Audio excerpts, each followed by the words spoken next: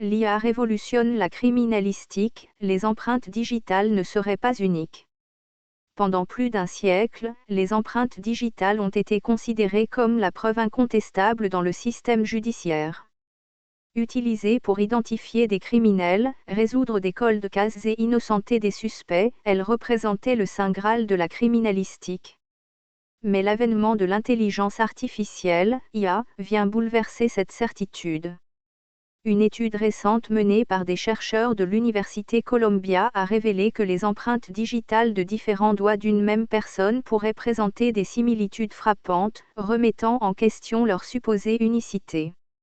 Une découverte qui ébranle un dogme scientifique.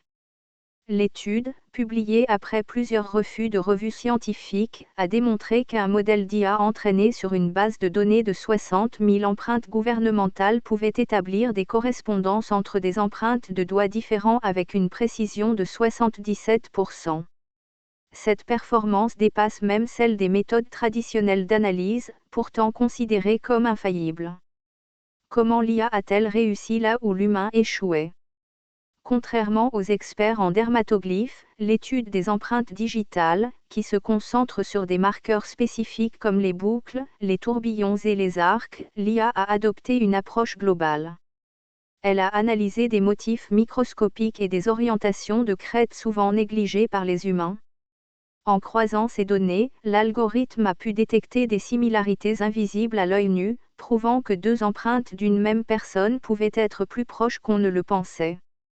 Implication majeure pour la justice. Cette découverte pourrait avoir des répercussions monumentales. Réouverture d'enquêtes et révision de condamnations. De nombreux cas judiciaires reposent uniquement sur des empreintes partielles ou mal identifiées. Si l'IA peut prouver que deux empreintes apparemment différentes appartiennent à la même personne, cela pourrait innocenter des condamnés à tort, notamment dans des affaires anciennes où l'analyse était moins précise. Relancer des enquêtes en révélant de nouvelles pistes. De remise en cause des méthodes traditionnelles.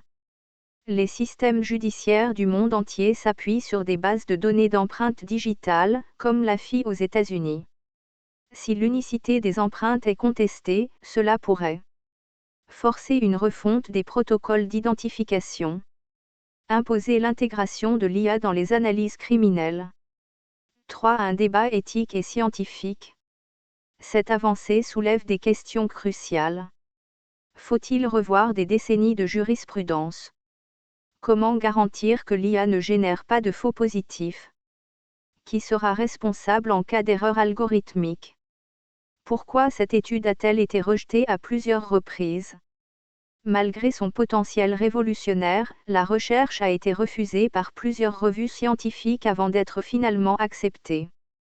Les raisons possibles. Réticence à remettre en cause un pilier de la science forensique. Méfiance envers l'IA dans un domaine aussi sensible. Manque de compréhension des reviewers face à une approche algorithmique. Vers une nouvelle ère de la criminalistique.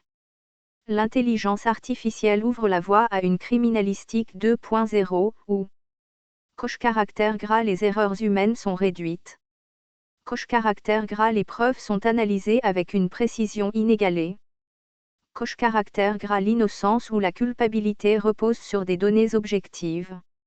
Cependant, cette révolution nécessite signe avertissement une validation rigoureuse par la communauté scientifique.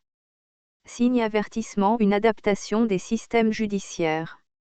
Signe avertissement un cadre éthique pour éviter les dérives. Conclusion, la fin d'une époque, le début d'une révolution.